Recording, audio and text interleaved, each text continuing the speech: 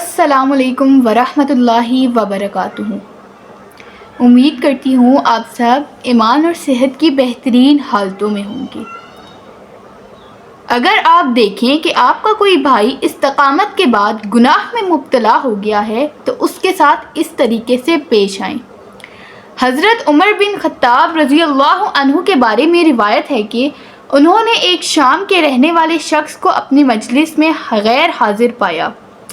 آپ نے صحابہ کرام سے پوچھا، فلاں شخص کا کیا حال ہے؟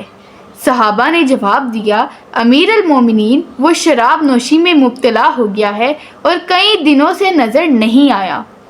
حضرت عمر رضی اللہ عنہ نے اپنے کاتب کو بلایا اور کہا، فلاں بن فلاں کے نام خط لکھو۔ عمر بن خطاب کی جانب سے سلام۔ میں اس اللہ کی حمد کرتا ہوں جس کے سوا کوئی معبود نہیں، وہ گناہوں کو معاف کرنے والا، توبہ قبول کرنے والا، سخت سزا دینے والا، بڑے فضل والا ہے، اسی کی طرف پلٹنا ہے۔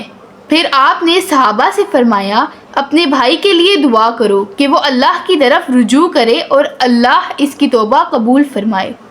جب یہ خط اس شخص تک پہنچا تو اس نے اسے بار بار پڑھا اور آیت غافر الذنب وقابل التوب شدید العقاب کو دہراتے ہوئے کہا، اللہ نے مجھے اپنی سزا سے خبردار کیا اور اپنی مغفرت کا وعدہ کیا۔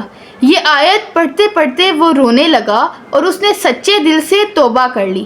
جب حضرت عمر رضی اللہ عنہ کو اس کی توبہ کی خبر ملی تو آپ نے فرمایا، جب تم اپنے کسی بھائی کو گناہ میں مبتلا دیکھو تو اس کی اصلاح کی کوشش کرو، اس کے لیے دعا کرو اور شیطان کے لیے اس کے خلاف مددگار نہ بنو، جیسا کہ آج کل ہو رہا ہے۔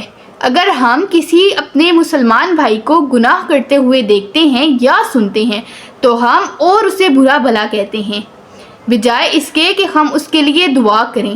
اللہ پاک ہم سب کو نیک کام کرنے کی توفیق عطا فرمائے اور گناہوں سے بچنے کی بھی توفیق عطا فرمائے۔ آمین ثم آمین یا رب العالمین۔ جزاک اللہ خیرا، احسن الجزاء فی الدارین۔